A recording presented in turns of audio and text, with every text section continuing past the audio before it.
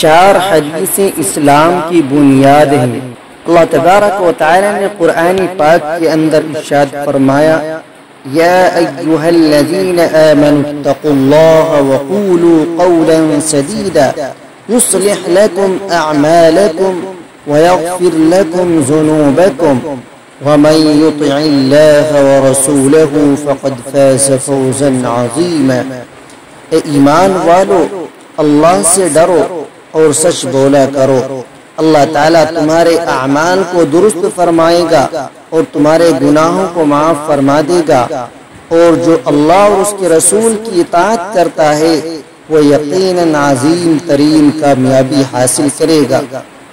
اس آیت کریمہ کے اندر اللہ رب العزت نے ارشاد فرمایا ہے کہ اگر میرے بندے تین باتوں کی ذمہ داری لے لیں تو میں ان کے لیے تین باتوں کی ذمہ داری لیتا ہوں۔ جو تین کام اللہ نے بندوں پر لازم فرمائے ہیں وہ یہ ہیں۔ پہلا کام، بندے ایماندار بن کر مومنین کاملین کی جماعت میں داخل ہو جائیں۔ بزرگوں، اصل چیز ایمان ہے۔ بغیر ایمان کے انسان کو کوئی عمل فائدہ نہیں پہنچا سکتا۔ ایمان کے بغیر آدمی چاہے کتنی نمازیں پڑھ لے، چاہے کتنے روزے رکھ لے، نیک کام کر لے، سب کے سب بیکار اور بے سود ہیں۔ یہی وجہ ہے کہ اگر کوئی کافر نیک کام کرتا ہے تو اللہ رب العالمین اپنے قاعدے اور ضابطے کے تحت اس کے عمل کو بھی بیکار اور ضائع نہیں کرتا، بلکہ اس کو بدلہ دینے کا طریقہ یہ اپنایا ہے، اس کو اس عمل کا بدلہ دنیا ہی میں دے دیتا ہے اور آخرت میں اس کو کوئی ثواب نہیں ملے گا۔ مسلم شریف میں حضرت انس رضی اللہ تعالیٰ عنہ سے ایک روایت مروی ہے، اللہ تعالیٰ مسلمانوں کو نیک عمل کا بدلہ آخرت میں ضرور عطا کرے گا اور دنیا میں بھی اس کا کچھ نہ کچھ نفع عطا کرتا ہے، اور کافروں کو نیک اعمال کا بدلہ مکمل طور پر دنیا میں دے دیا جاتا ہے، آخرت کے لیے باقی نہیں رکھا جاتا۔ تو اس لیے پہلی چیز ایمان ہے کہ مومن کامل بن کر مومنین کی جماعت میں داخل ہو جائے۔ دوسرا کام، تقوی اختیار کرنا۔ دوسری بات جس کی ذمہ داری اللہ تعالیٰ نے بندوں پر ڈالی ہے وہ تقوی ہے کہ ایمان لاؤ اور پھر تقوی اختیار کرو۔ اب یہاں سوال یہ پیدا ہوتا ہے کہ تقوی کیا چیز ہے؟ اس کا جواب یہ ہے کہ تقوی نام ہے حرام اور ممنوع امور سے بچنے اور نیت کو درست کرنے کا۔ اگر نیت صحیح ہے تو چھوٹے سے چھوٹا عمل بھی خود پہاڑ کے برابر ہو جائے گا، اور اگر نیت درست نہیں ہے تو بڑے سے بڑا عمل بھی کالعہن المنفوش کے درجے میں ہو جائے گا، اس کی کوئی حیثیت نہیں ہوگی۔ ایک بہت بڑے محدث ہیں امام ابو داؤد سجستانی رحمہ اللہ، ان کو 5 لاکھ احادیث زبانی یاد تھی۔ انہوں نے ان 5 لاکھ احادیث میں سے 4800 کو منتخب کر کے ایک کتاب لکھی ہے جس کا نام ہے ابو داؤد شریف، اور ابو داؤد شریف کے مقدمے میں لکھا ہے، خود امام ابو داؤد رحمہ اللہ فرماتے ہیں کہ میں نے اپنی کتاب ابو داؤد میں 4800 احادیث لکھی ہیں جو بالکل صحیح ہے یا صحیح کے مثل ہے۔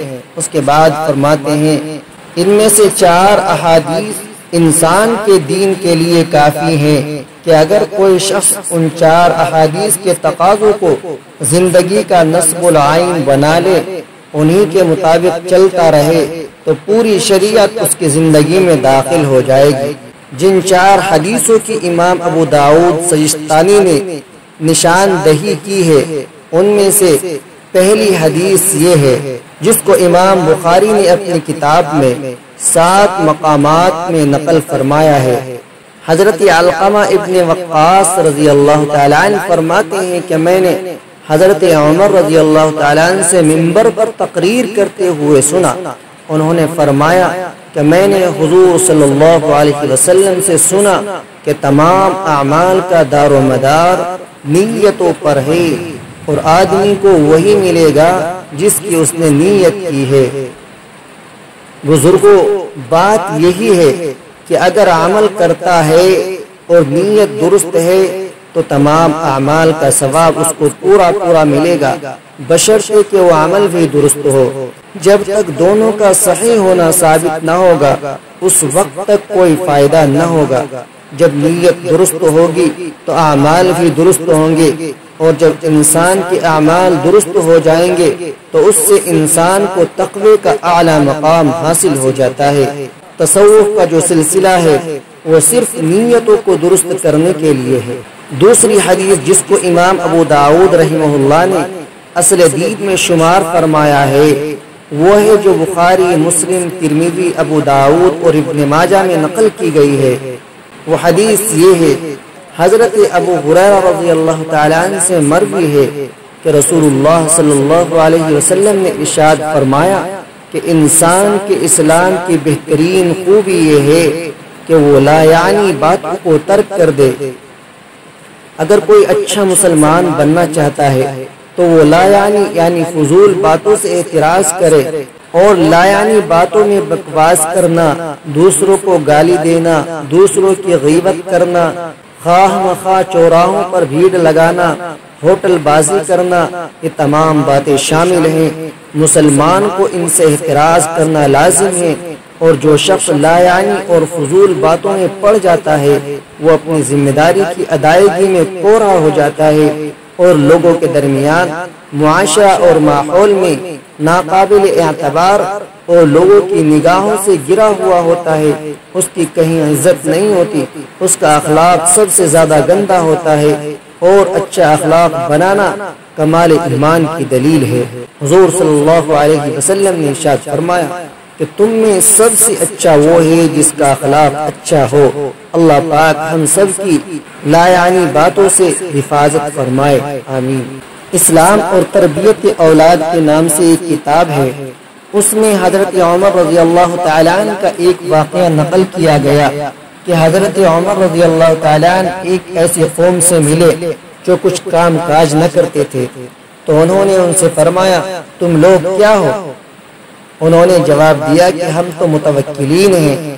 حضرت عمر رضی اللہ تعالیٰ نے فرمایا تم جھوٹ کہتے ہو، متوکل تو در حقیقت وہ شخص ہے جو اپنا غلہ زمین میں ڈال کر اللہ تعالیٰ پر بھروسہ کرتا ہے، اور فرمایا تم میں سے کوئی شخص کام کاج سے ہاتھ کھینچ کر بیٹھ کر یہ نہ دعا کرے کہ اے اللہ مجھے رزق عطا فرما دے، حالانکہ وہ جانتا ہے کہ آسمان سے سونا چاندی نہیں برسا کرتے۔ اور حضرت عمر رضی اللہ تعالیٰ عنہ وہ بزرگ ہیں جنہوں نے غرباء فقراء کو اس بات سے روکا کہ وہ کام کاج چھوڑ کر لوگوں کے صدقات و خیرات پر تکیہ کر کے بیٹھ جائیں۔ چنانچہ فرمایا اے غرباء اور فقراء کی جماعت، اچھائیوں میں ایک دوسرے سے سبقت لے جاؤ اور مسلمانوں پر بوجھ نہ بنو۔ تیسری حدیث جس کو امام ابو داؤد نے اصل دین سے شمار کیا ہے وہ ہے جو بخاری، مسلم، ترمذی، ابو داؤد میں موجود ہے۔ اس کے الفاظ یہ ہیں، حضرت نعمان ابن بشیر رضی اللہ تعالیٰ عنہ سے مروی ہے، وہ فرماتے ہیں کہ میں نے رسول اللہ صلی اللہ علیہ وسلم سے فرماتے ہوئے سنا، بے شک حلال چیزیں بھی واضح اور یقیناً حرام چیزیں بھی واضح ہیں، اور ان دونوں کے درمیان کچھ مشتبہ چیزیں ہیں جن کا حکم بہت سے لوگ نہیں جانتے، لہذا جو شخص ان مشتبہ چیزوں سے بچے گا وہ اپنے دین اور عزت کو محفوظ کرے گا، اور جو شخص شبہات میں واقع ہوتا ہے وہ حرام میں مبتلا ہو جائے گا۔ بزرگوں، اللہ اور اس کے رسول نے حلال چیزوں کو واضح کر کے بیان فرما دیا، جیسے کہ روٹی، چاول، پھل، فروٹ، سبزی، ترکاری، حلال جانوروں کا گوشت اور ان کے انڈے، اسی طرح تمام کھانے کی چیزیں اور جائز باتیں، جائز نگاہیں، جائز تصرفات، سب کو واضح کر دیا ہے، اور اس کا ایک وسیع ترین میدان ہے جس کو ہر مومن سمجھتا ہے۔ اور اسی طرح اللہ اور رسول نے حرام چیزوں کو بھی واضح کر کے قرآن و حدیث میں بیان فرما دیا ہے، جیسا کہ شراب، خنزیر، میتہ یعنی مردار، دم مسفوح، بہنے والا خون، سود اور ربا، جھوٹ، غیبت، بہتان، تہمت، زنا، چوری اور ظلم و زیادتی وغیرہ، اور اس کا بھی ایک وسیع ترین میدان ہے جس کو ہر مومن سمجھتا ہے، لہذا حلال پر عمل کرنا بھی آسان ہے اور حلال چیزوں کو اختیار کرنا بھی آسان ہے، اور اسی طرح حرام چیزیں بھی واضح ہیں، اس لیے ان واضح ترین حرام چیزوں سے بچنا بھی آسان ہے۔ مگر وہ چیزیں جن کے بارے میں شریعت کے اندر کوئی واضح حکم منقول نہیں ہے، نہ اس کے حلال ہونے کے بارے میں صراحت ہے اور نہ ہی ان کے حرام ہونے کے بارے میں، تو ایسی چیزوں کے بارے میں اگر مسلمان اپنے اپنے قیاس اور اندازے سے عمل کرنے لگے کہ جب کبھی ضرورت محسوس ہو یا خواہش ہو تو ایسی چیزوں کو اختیار کرنے لگے، تو آہستہ آہستہ لوگ کھلی ہوئی حرام چیزوں میں بھی مبتلا ہو سکتے ہیں۔ اسی کو حضور صلی اللہ علیہ وسلم نے فرمایا، من وقع فی الشبہات وقع فی الحرام، جو شخص مشتبہ چیزوں میں مبتلا ہو جاتا ہے وہ حرام میں بھی مبتلا ہو جائے گا۔ چوتھی حدیث شریف یہ ہے، کوئی مومن اس وقت تک مومن کامل نہیں بن سکتا جب تک اپنے دوسرے مومن بھائی کے لیے انہی چیزوں کو پسند نہیں کرتا جو اپنے لیے پسند کرتا ہے۔ یہ حدیث شریف انہی الفاظ کے ساتھ ابو داؤد شریف کے مقدمے میں موجود ہے۔ اس حدیث پاک پر اگر کوئی مسلمان عمل کرتا ہے تو پورے معاشرے کے اندر اس کی جود و سخاوت اور اس کا اعتماد مسلم ہو جائے گا۔ قبیلے میں، کنبے میں، محلے میں، علاقے میں، ہر جگہ اس کے ذکر خیر کا چرچا ہوگا کہ جو آدمی اپنی پسندیدہ چیزیں دوسروں پر قربان کرے گا اس سے اچھا آدمی کون ہو سکتا ہے، اس سے بڑا ایماندار کون ہو سکتا ہے۔ اس لیے حضور صلی اللہ علیہ وسلم نے اس قربانی کو کمال ایمان کی علامت بتلایا ہے، اور آج ہمارا حال اس کے پاس بھی نہیں ہے۔ ہم اپنے لیے عمدہ سے عمدہ چیزیں پسند کرتے ہیں اور اپنے آپ کو اس کا مستحق سمجھتے ہیں، اور دوسروں کو اس کا حقدار نہیں سمجھتے اور نہ ہی اس کے لائق سمجھتے ہیں، اور جو گھٹیا ترین چیزیں اپنے لیے پسند نہیں کرتے وہ دوسروں کے حصے میں مقرر کرتے ہیں۔ بس اپنا حصہ عمدہ ہونا چاہیے۔ ہمارا حال یہاں تک پہنچ چکا ہے کہ ہم چاہتے ہیں سب کچھ ہم کو ملے، دوسروں کو کچھ بھی نہ ملے۔ اگر دوسروں کو کچھ چیز ملتی ہوئی نظر آ جائے تو ہمارا جی چاہتا ہے کہ کسی حیلے سے خود لے لیں اور دوسرے بھائی کو نہ ملے۔ آج یہ ہمارا حال ہے، حالانکہ جناب رسول اللہ صلی اللہ علیہ وسلم نے ارشاد فرمایا کہ وہ مومن کامل نہیں ہو سکتا جس کا یہی نظریہ ہو، بلکہ مومن کامل ہونے کے لیے یہ شرط ہے کہ جس چیز کا اپنے آپ کو مستحق سمجھے دوسروں کو بھی اس کا مستحق اور اہل سمجھے۔ لیکن دوسرے لوگوں کے مستحق ہونے کے باوجود اللہ تبارک و تعالی نے ہم کو عنایت فرمایا ہے تو اس کا شکر ادا کرنا چاہیے کہ ہم جیسے لوگ اور بھی موجود ہیں، مگر اللہ نے اپنے فضل سے ہم کو نصیب فرمایا ہے۔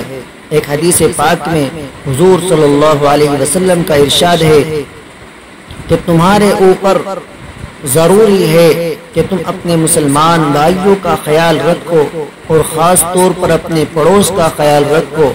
اگر گھر میں کوئی عمدہ کھانا بن جائے تو پڑوس میں بھی ایک ڈونگا بھیجو۔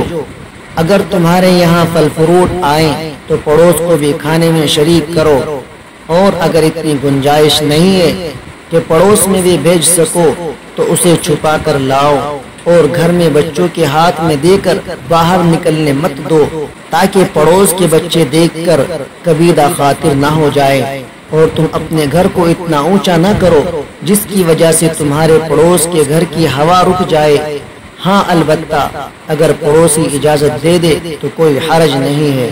خلاصہ یہ کل 4 حدیثیں ہیں جو ہمارے سامنے آئی۔ ان 4 حدیثوں کو بار بار پڑھیے، مطالعہ کیجئے، سن لیجئے، آپ کو نظر آئے گا کہ پوری شریعت ان 4 احادیث کے دائرے کے اندر داخل ہے۔ اسلام کی تعلیمات 4 امور کے درمیان محدود ہیں۔ نمبر 1 عبادات، نمبر 2 اخلاقیات، نمبر 3 معاملات، نمبر 4 معاشرہ۔ پہلی حدیث شریف میں عبادات درست کرنے کی تعلیم ہے، دوسری حدیث میں اخلاق درست کرنے کی تعلیم ہے، تیسری حدیث میں معاملات درست کرنے اور حرام و حلال کے درمیان احتیاط رکھنے کی تعلیم ہے، اور چوتھی حدیث شریف میں معاشرہ، رہن سہن، آپس کی ہمدردی اور دوسروں کی غمخواری اور صلہ رحمی کی تعلیم ہے۔ لہذا پوری شریعت انہی 4 حدیثوں کے اندر آ چکی ہے، اس لیے جو شخص ان 4 حدیثوں کے تقاضوں پر عمل کرے گا اس کی زندگی میں پوری شریعت داخل ہو جائے گی۔ اس لیے امام ابو داؤد نے یہی فرمایا ہے کہ ایک مسلمان کے اسلام کی تعلیمات کے دائرے میں زندگی گزارنے کے لیے یہی 4 حدیثیں کافی ہیں۔ بس ان 4 حدیثوں کو یاد کر لو اور ان کے مطابق عمل کر لو تو زندگی بن جائے گی۔ تیسرا وہ کام جس کے کرنے پر اللہ تعالیٰ نے 3 قسم کے انعامات کا وعدہ فرمایا ہے، یہ ہے کہ بندے سچ بولا کریں، جھوٹ نہ بولا کریں، اس لیے کہ جھوٹ ہر برائی کی جڑ ہے۔ جب انسان جھوٹ بولنے کی جرأت کرے گا تو کسی بھی برائی سے نہیں رکے گا، ہر برا کام کر کے جھوٹ بولے گا اور لوگوں سے یہ کہتا پھرے گا کہ میں نے نہیں کیا، بلکہ دوسروں کی گردن پر رکھے گا اور الزام تراشی، چوری، ڈکیتی، زنا، حرام خوری سب کام کر ڈالے گا اور جھوٹ بول کر اپنا دامن بچانے کی کوشش کرے گا۔ اس لیے جھوٹ کو حرام قرار دیا ہے اور اللہ تبارک و تعالی نے اس سے بچنے کا حکم فرمایا ہے اور اس کی سزا بھی بہت سخت مقرر فرمائی ہے۔ اسی وجہ سے آیت کریمہ یا ایھا الذین آمنوا اتقوا اللہ وقولوا قولا سدیدا فرما کر انسان کی ذمہ داریوں میں اہم ترین ذمہ داری یہ ڈالی ہے کہ جب بھی بولو سچ بولو، جھوٹ نہ بولو، اور انسانی معاشرے میں جو شخص جھوٹ بولنے میں مشہور ہوتا ہے اسے نہایت حقیر اور ردی سمجھا جاتا ہے، اس کی کسی بات کا اعتبار نہیں کیا جاتا، اور جو شخص سچ بولنے میں مشہور ہو جاتا ہے معاشرے میں اس کی عزت ہوتی ہے، اس کی ہر بات کو معتبر سمجھا جاتا ہے، اس کی باتوں میں وزن ہوتا ہے، لوگوں کے دلوں میں اس کی عقیدت ہوتی ہے، اس سے دلی محبت ہوتی ہے، سب لوگ اس کے ہمدرد ہوتے ہیں، اور انشاءاللہ جیسے دنیا میں اس کی عزت ہے آخرت میں بھی عزت ملے گی۔ خدا تعالیٰ کی 3 ذمہ داریاں اور بشارتیں۔ جب انسان مذکورہ 3 کاموں کی ذمہ داری ادا کرے گا تو اللہ تبارک و تعالی اس کے لیے 3 قسم کے انعامات اور بشارتوں کا اعلان کرتا ہے۔ ان میں سے 2 انعام اس کو دنیا کے اندر عطا کرتا ہے اور ایک انعام آخرت میں دینے کا وعدہ کرتا ہے۔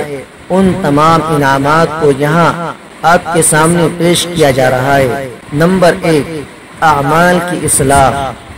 اللہ تبارک و تعالی نے ارشاد فرمایا جب تم مجھ پر ایمان لے آؤ اور تقوی اختیار کر لو اور سچ بولنے کے عادی بن جاؤ تو میں تمہارے لیے یہ ذمہ داری لیتا ہوں کہ میں تمہارے اعمال کو درست کر دوں گا، اور جس کے اعمال درست ہیں وہ دنیا اور آخرت دونوں جہاں میں کامیاب ہوتا ہے۔ مسلمان اپنے اعمال کو درست کرنے کے لیے کیا کیا نہیں کرتا، دور دراز کا سفر کرتا ہے، مدارس میں داخلہ لے کر 10-12 سالہ قربانیاں دیتا ہے، خانقاہوں اور بزرگوں اور علماء کے یہاں وقت لگاتا ہے، تبلیغی جماعت میں 40 دن 4 ماہ اور سال بھر کا جان و مال اور وقت خرچ کر کے چلہ لگاتا ہے۔ یہ ساری قربانیاں صرف اعمال کی اصلاح اور زندگی کو سدھارنے کے لیے دیتا ہے۔ تو اللہ پاک فرماتا ہے کہ میں تمہارے اعمال کو درست کر دوں گا۔ اسی کو یصلح لکم اعمالکم کے الفاظ سے ارشاد فرمایا ہے۔ نمبر 2، مغفرت کا اعلان۔ اللہ تبارک و تعالی نے ارشاد فرمایا کہ جب تم مذکورہ 3 کاموں کی ذمہ داری ادا کرو گے تو میں دنیا میں تمہاری مغفرت کا اعلان کرتا ہوں۔ اس دنیا کے اندر کوئی انسان گناہوں سے، خطاؤں سے، لغزشوں سے پاک نہیں ہے، ہر انسان سے گناہوں کا صدور ہوتا ہے۔ اللہ تعالیٰ نے صرف پیغمبروں کو اس سے پاک فرمایا ہے اور پیغمبروں کے علاوہ اولیاء اللہ، بزرگان دین، علماء کرام، عوام و خواص کوئی بھی گناہوں اور لغزشوں سے پاک نہیں ہے۔ تو اللہ تبارک و تعالی نے اس بشارت کا اعلان فرمایا ہے کہ اگر تم مذکورہ 3 کام کر لو گے تو میں تمہارے کیے ہوئے تمام گناہوں کو درگزر کر دوں گا اور دنیا میں تمہاری مغفرت کا اعلان کرتا ہوں۔ اسی کو اللہ تبارک و تعالی نے وَيَغْفِرْ لَكُمْ ذُنُوبَكُمْ کے الفاظ سے ارشاد فرمایا ہے۔ نمبر 3، آخرت میں عظیم ترین کامیابی کا اعلان۔ اللہ تبارک و تعالی ارشاد فرماتا ہے کہ جو شخص مذکورہ 3 کاموں کی ذمہ داری لیتا ہے دنیا میں تو وہ دونوں بشارتیں حاصل ہوتی ہیں جن کا ابھی آپ کے سامنے ذکر کیا گیا، اور آخرت میں اس کے لیے عظیم ترین کامیابی کا اعلان ہے۔ اور اصل کامیابی آخرت کی کامیابی ہے، اور دنیا کی کامیابی وقتی اور عارضی ہوتی ہے، اس لیے حقیقی کامیابی جسے کہا جاتا ہے وہ آخرت کی کامیابی ہے۔ اور جو شخص ایمان لائے گا اور پھر تقوی اختیار کرے گا اور سچ بولنے کا عادی ہو جائے گا وہ اللہ اور رسول کی اطاعت کے دائرے میں رہے گا، اور ایسے لوگوں کے لیے آخرت میں اعلیٰ ترین کامیابی کا اعلان ہے۔